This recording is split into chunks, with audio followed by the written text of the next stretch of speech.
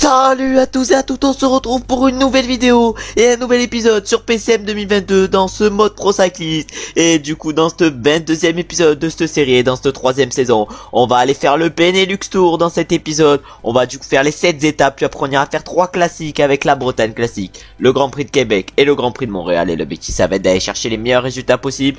Dans la dernière vidéo alerte spoil, mais on avait remporté du coup le Tour de Pologne. Et là du coup dans cette vidéo l'objectif ça va être de remporter le Tour du Benelux. Ça serait énorme, mais je pense qu'on en est largement capable. Et on va se retrouver directement au départ de la première étape pour voir quel est notre rôle en général sur ce Benelux Tour. C'est la première étape qui nous attend sur ce Benelux Tour. Malheureusement on a moins sur cette première étape et on a un objectif de terminer dans le top 5 au classement général final sur cette course, c'est-à-dire qu'on a un rôle de leader. On va évidemment essayer de réaliser l'objectif et on va se retrouver directement dans le final de la première étape. C'est le final de cette première étape du Benelux Tour qui nous attend. On va voir si on est capable de faire un bon résultat. Pour l'instant c'est David Gaudu qui est en tête et qui est en train d'emmener ses coéquipiers. Et leur leader c'est actuellement Arnaud Démarre, de Gaudu, excusez-moi, qui roule pour Démarre. C'est pas trop conforme à la réalité vu que il est un peu critiqué, mais c'est pas très grave. Sur Paris-Nice il y a une bonne entente et nous on va lancer le sprint à plus d'1 km 500. On risque d'aller finir loin, mais qui c'est qui va remporter cette première étape du Benelux? On va voir ça. Est-ce que ça va être Arnaud Démarre qui avait été parfaitement lancé? Et non, même pas, ça va être Cole Jiangxi qui va s'imposer sur cette première étape du Benelux Tour, du coup devant Florian Vermich et Lionel Tamino. Et Enorme finit 4ème, notre coéquipier Guermail finit 5ème, et du coup Arnaud Démarre ne finit que 8ème sur cette course, et nous on va chercher une place correcte vu qu'on finit 17ème. On va partir avec notre coureur pour la deuxième étape de ce Benelux Tour. Malheureusement on a une note négative, on a -2 sur cette deuxième étape qui est du coup un prologue. On a l'objectif de terminer dans le top 50 de l'étape, on va essayer de faire cet objectif, mais malheureusement le -2 détruit un peu nos stats et on va se retrouver directement au premier inter pour voir combien on est placé. Le premier temps intermédiaire du coup arrive. Combien allons-nous être à ce premier temps intermédiaire? Et pour l'instant on est du coup 45ème à 16 secondes. On est pour l'instant dans l'objectif de top 50, mais il va falloir faire mieux sur la deuxième partie si on veut aller le chercher largement. Et maintenant il reste moins d'1 km avant l'arrivée. On est en train de tout donner dans ce final. On est en train de tout donner, il nous en restera pas jusqu'à la ligne, mais on signe pour l'instant le 40ème temps à 29 secondes. Bon, le chrono est pas sensationnel, mais c'est à peu près correct. Et on va se retrouver maintenant une fois que tout le monde est arrivé pour voir si on a réalisé l'objectif de top 50 ou pas. Et du coup on a réalisé l'objectif de top 50 sur cette deuxième étape vu qu'on a fini 43ème, et Alex Segard du coup s'est imposé devant Miles Codson. Ils ont été à égalité, derrière c'est à plus de 10 secondes, et du coup au classement général c'est Alex Segard qui est actuellement en tête de ce Benelux Tour, et nous on risque de remporter pas mal de points avec cette deuxième étape. Et j'ai l'impression, puisque sur la troisième étape il va y avoir un parcours assez plat, la troisième étape on va aller voir son parcours, et ouais ça va être assez plat la troisième étape, et on va se retrouver du coup directement au final. C'est du coup le final de la troisième étape qui nous attend sur ce Benelux Tour. Il s'est rien passé du coup sur cette troisième étape. La quatrième étape je pense risque d'être similaire, on se retrouve encore dans le final. En tout cas sur cette troisième étape pour l'instant il s'est pas passé grand chose. Est-ce qu'on va être capable de tirer notre épingle du jeu dans ce final? On va voir ça. En tout cas on va tout donner pour aller chercher un bon résultat. Antwerpen, mais là ça accélère pour les Bronze Gros.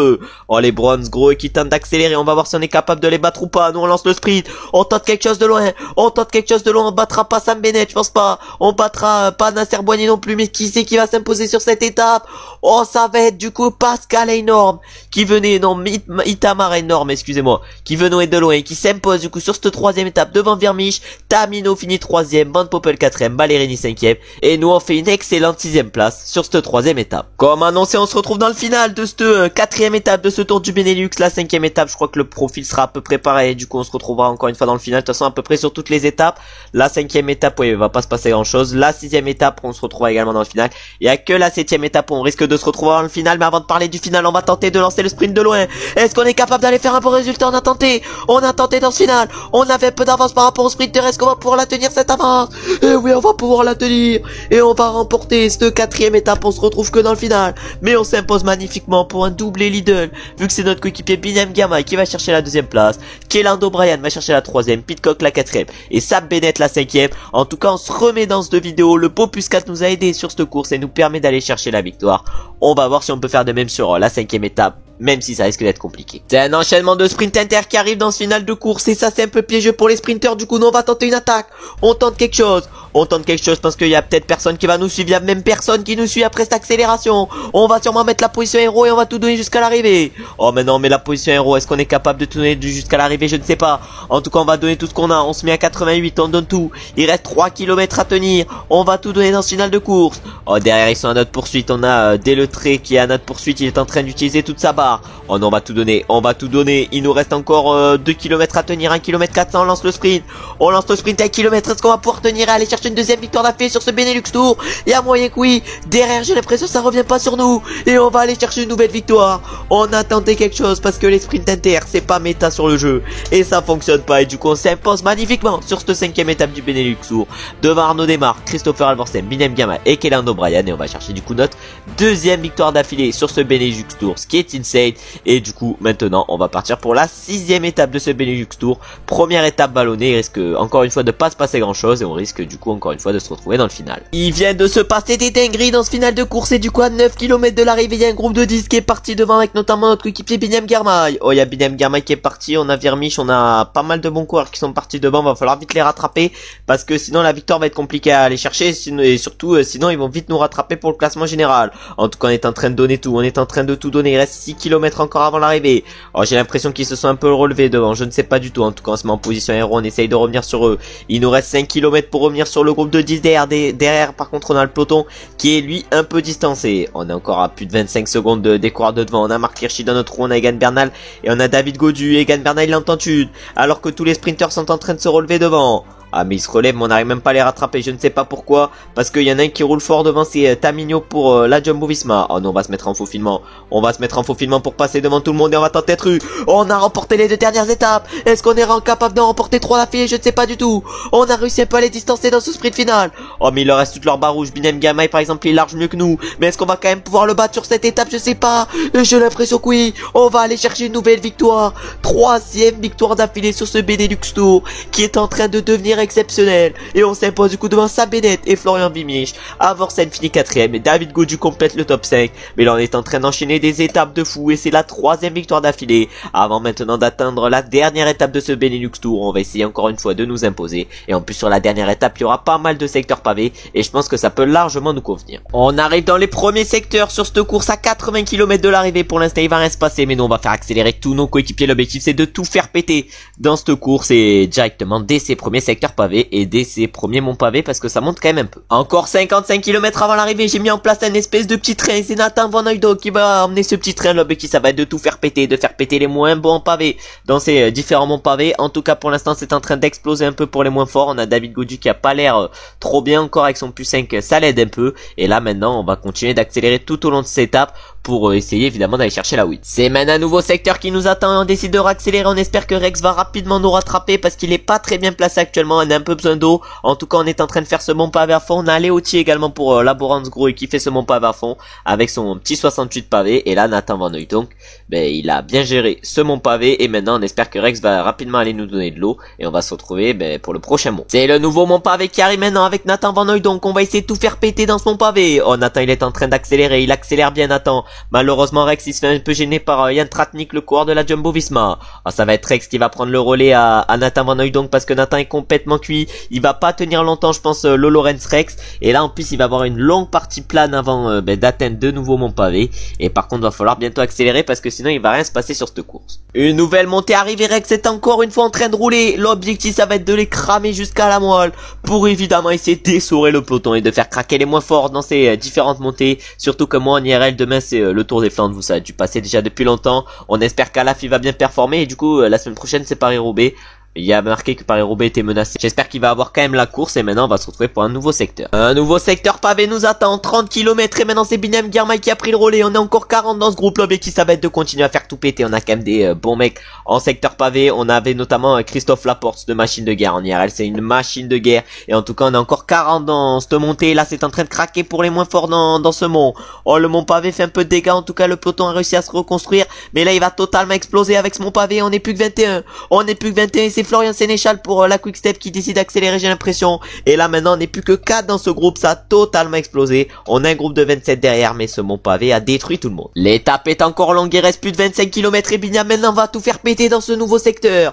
On espère qu'il va en faire péter quelques-uns dans ce secteur, j'ai l'impression que l'arrivée est en espèce de montée. Peut-être que ça va être en espèce de mont pavé l'arrivée. En tout cas on n'est plus que 27 dans ce groupe, c'est en train d'exploser pas mal. On a notre équipier Van Hooydonck qui est pas au mieux. On a Girmay qui impose encore une fois un gros tempo, on va le mettre maintenant effort sur 95. 95, on va tout faire péter. En tout cas, on va essayer de tout faire péter dans cette espèce de descente. On est encore 18, y a personne qui a explosé. Là, on va lancer Guermail, on tente une double attaque. Y a que Florian Virmich qui essaye de nous suivre. Ah, mais nous on a lancé Guermail, mais c'est pas pour rien, c'est pour contrer juste après. On tente quelque chose. Est-ce que Florian Virmich va nous accrocher? Je ne sais pas du tout. En tout cas, on tente d'accélérer à plus de 20 km de l'arrivée, même 19 km de l'arrivée. Et maintenant, on va essayer d'aller au bout. Effort curseur 85. Il y a peut-être moyen qu'on tienne. On est avec Florian Virmich. On espère qu'il va un peu collaborer avec nous. On peut se jouer la victoire s'il collabore avec nous. En tout cas, on va tout donner. Il reste 17 km. Et on va se retrouver pour la prochaine espèce de montée. On a tenté quelque chose, mais malheureusement, Florian Virmich n'a pas collaboré avec nous. C'est pas nous qui allons rouler en personne. On a tenté des dingueries, mais pour l'instant, il se passe rien. C'est Nice qui accélère. Nice qui est suivi par Tish Benoît. On va essayer de les suivre nous également. On va prendre la roue à Tish Benoît. Est-ce qu'on est capable de lui prendre sa roue? J'ai l'impression que oui. On a Casper Asgreen maintenant qui compte. Avec Oliver Nason. Oh, ils semblent très costauds les deux. On va essayer de les suivre également. Mais ça risque d'être compliqué, surtout qu'on a 10 km à tenir et que notre part est pas impressionnante. En tout cas, on va voir si ça relaye avec nous. Oliver Nason a l'air de rouler avec nous. Tish Benoît également, mais là maintenant plus personne relaye avec nous. On va se mettre à 60, mais on suit les attaques, mais malheureusement les attaques sont pas très bonnes pour partir dans les échappées, et du coup on est encore 25 et nous notre barre elle est plus très élevée. Et maintenant on arrive dans un nouveau secteur, nouveau mont pavé. On va voir si on est capable de tenir les meilleurs. En tout cas on va tout faire pour. On s'accélère devant pour Tish Benoît et Casper Asgreen. Ils ont dû en mettre une belle. Ils utilisent pas mal de barres rouges sur cette accélération.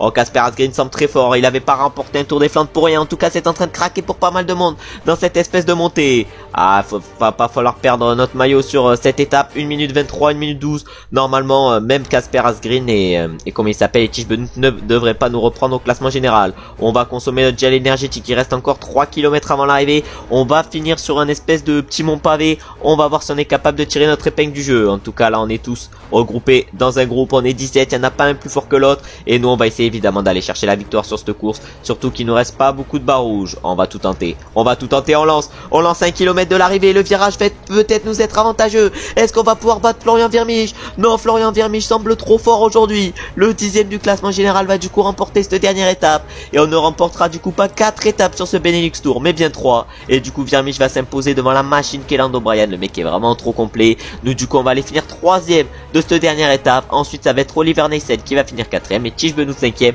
Malheureusement on peut pas voir le classement de cette étape. Et maintenant on va aller voir les podiums de ce Benelux Tour qu'on va du coup remporter avec notre coureur. C'est vraiment exceptionnel pour bien commencer la vidéo. Maintenant il reste 3 classiques où va falloir bien performer, même si les profils semblent pas trop adéquats avec nos caractéristiques. On va du coup aller voir les podiums de ce Benelux Tour. Et du coup le vainqueur de cette dernière étape c'est Florian Virmich qui s'est imposé devant Lando Bryan. On a réussi à aller chercher une belle 3e place. Christophe Laporte finit 6e. David Gaudu va chercher une belle 10e place sur une étape qui lui convenait pas trop parce qu'il y avait pas mal de secteurs pavés. Ensuite au niveau du classement général, là c'est du coup nous qui nous imposons sur ce Benelux Tour avec plus de 30 secondes d'avance par rapport à Florian Virmich. Et c'est Lando Bryan qui complète le podium du classement général à 40 secondes. Gaudu fait une belle performance vu qu'il finit 5e et Yates 4e, c'est assez surprenant également. Ensuite au classement par points là on s'impose également avec notre coureur sur ce Benelux Tour avec 7 points d'avance sur Virmich. De toute façon on aura réussi un Benelux Tour très complet avec notamment 3 victoires d'étape et une 3e place, mais également une 6e place à un moment donné. Et au classement des jeunes du coup on s'impose également devant Alex Segard. On aura fait un très bon Benelux Tour, on aura remporté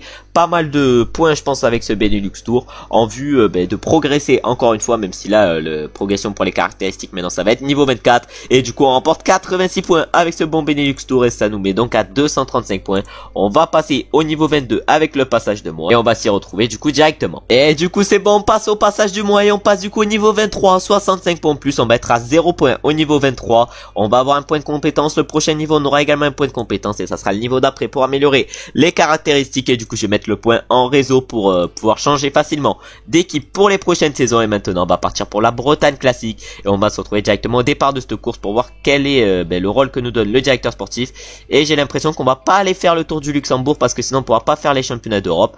Et on va du coup maintenant se retrouver pour la Bretagne classique comme je l'ai déjà dit juste avant. C'est la première classique des 3 qui vont s'enchaîner à laquelle on va participer. Malheureusement sur cette Bretagne classique à domicile on a un -2. On a un rôle du coup de puncher outsider. On doit se montrer en échappée 80 km dans les 500 derniers kilomètres. On va du coup essayer de réaliser cet objectif et on va se retrouver plus tard dans cette course, sûrement dans le final ou dès qu'on est rattrapé par le peloton, si on arrive évidemment à prendre l'échappée, ce qu'on espère évidemment parce que c'est quand même l'objectif. Malheureusement on vient de se faire attraper par le peloton à 30 km de l'arrivée, du coup on a largement réussi l'objectif, on a fait 130 km sur les 80 qu'on devait faire et maintenant on va se retrouver directement à l'arrivée sur cette Bretagne classique et du coup pour voir qui c'est qui va s'imposer. Ces courses ne nous conviennent pas trop encore, va falloir progresser sur la prochaine saison si on veut enfin participer, essayer d'aller chercher quelque chose sur ces courses. Ces courses nous permettent de nous rapporter des points mais rien de plus et on se retrouve du coup comme je l'ai dit tout à l'heure directement à l'arrivée. Les premiers arrivent sur ce classique et c'est Remco Evenepoel qui va s'imposer. Il a des stats de surhomme, il a plus de 73 partout, c'est une machine de guerre. Il s'impose du coup sur cette Bretagne classique devant Kellan O'Brien, Stéphane Bissegger, Bettiol et Bonamour. Mais regardez ses stats de surhomme, 73 pavés, 74 sprint, 80 axel, c'est sur cheat. En tout cas il va chercher une belle victoire sur cette Bretagne classique et maintenant c'est la prochaine classique qui nous attend, c'est-à-dire le Grand Prix cyclisme Montréal ou Québec, je sais plus. On va enchaîner les deux courses au Canada pour finir la vidéo et sur cette première classique, c'est-à-dire la classique de Québec, malheureusement on n'aura qu'un rôle d'équipier. On doit travailler en tête de groupe 30 km, on va du coup faire le rôle d'équipier et on va se retrouver directement à l'arrivée pour voir qui c'est qui remporte ce course, à moins qu'on ait peut-être la possibilité de le faire mais ça risque quand même d'être compliqué. On voit les premiers qui arrivent sur ce Grand Prix cycliste de Québec et ça va être du coup Remco Evenepoel qui va avec son plus 5 va aller s'imposer. Nous on aura réussi le travail d'équipier, on aura fait 35 km sur les 30 qu'on devait faire et Remco du coup va s'imposer devant un Daniel Felipe Martinez, plutôt devant un Hensman, je sais pas du tout qui c'est, ça doit être un Régette. En tout cas il a des stats intéressants, il finit deuxième de ce Grand Prix cycliste Québec. Martinez du coup finit troisième, Corbin Strong quatrième et Adam Yates cinquième.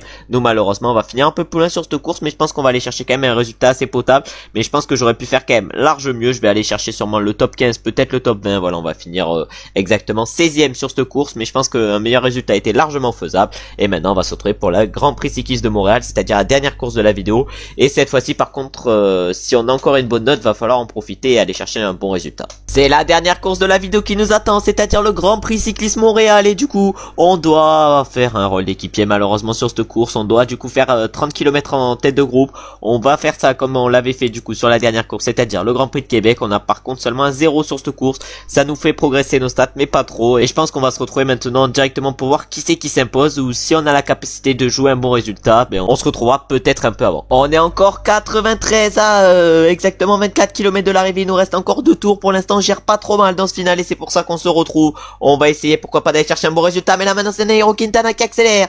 Nairo Quintana est en train d'accélérer, on a Loïc Vliegen qui essaye de le suivre. Ah nous aussi on va essayer de suivre, de toute façon on a rien à perdre sur cette course et là il y a personne qui suit derrière.